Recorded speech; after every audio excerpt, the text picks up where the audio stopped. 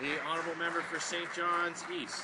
Mr. Speaker, the government claims to be cooperating with the authorities, yet it hasn't yet said whether they've handed over any documents or which Conservatives were involved.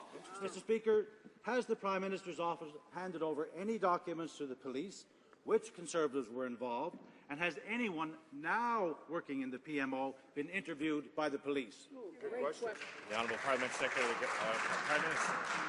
As the Prime Minister said from day one, Mr. Speaker, that we will continue to work with the authorities and provide them any information that they require. But at the same time, Mr. Speaker, the Prime Minister has been very clear. He wants this motion in the Senate to pass. The Prime Minister has been very clear. If you have an expense to which you did not incur, you should repay that expense. The Prime Minister has been very clear. If you don't make that right, you will not be sitting in the Conservative caucus, Mr. Speaker.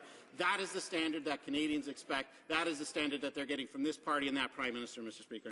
Honourable member for St. John's East. Mr. Speaker, the member talks about clarity. I'd hate to see his definition of murky. Mr. Speaker, how can Conservatives ask Canadians to trust them to manage billions of tax dollars when they can't even trust them to tell the truth? Mr. Speaker, let's just try again. Can the government confirm that Ray Novak, Carolyn Stewart-Olson and Marjorie Le Breton were involved in conversations demanding Pamela Wallin to step down? And was the Prime Minister aware of these conversations? The Honourable Parliamentary Secretary. Mr. Speaker, the Prime Minister has been very clear on this. Nigel Wright in his own court filings has identified the